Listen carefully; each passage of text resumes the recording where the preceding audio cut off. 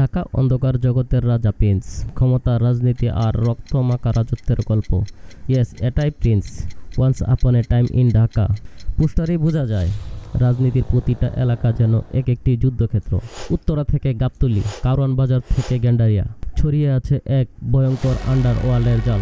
দুই হাতে বন্দুক উঁচিয়ে দাঁড়িয়ে আছে মেগাস্টার শাকিব খান, চারপাশে বন্দুকের নল তাক করা, আর মাঝখানে দাঁড়িয়ে তিনি।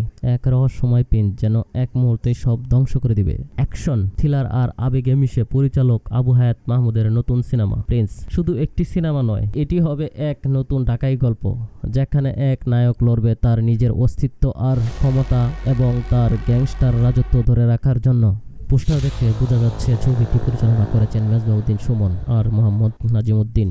আর গল্পের কেন্দ্রবিন্দুতে সেই মানুষ ঢাকা চলে যার কথায় ও তার নাম শুনলেই শত্রুর প্রাণ ভয়ে থরথর করে কাঁপতে থাকে, যার বন্ধু কম শত্রু বেশি। সে ঢাকার আন্ডারওয়ার্ল্ডের গডফাদার, তার ঊর্ধ্বে কেউ নেই, তাকে সবাই এক নামে চেনে। তিনি প্রিন্স, ঢাকার একছত্র অধিপতি।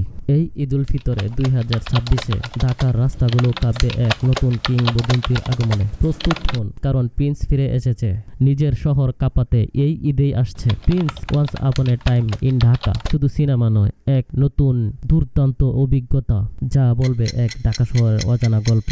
আর গা শিউরে উঠবে এই গল্প দেখে। আশা করি আপনাদের এই গল্পটি ভালো লাগবে। তবে আমার সাথেই থাকবেন, সবাই মতামত দিয়ে যাবেন আমার কমেন্ট বক্সে, এবং কে কে অপেক্ষায় আছেন এই ক্লাইম্যাক্স দেখার জন্য।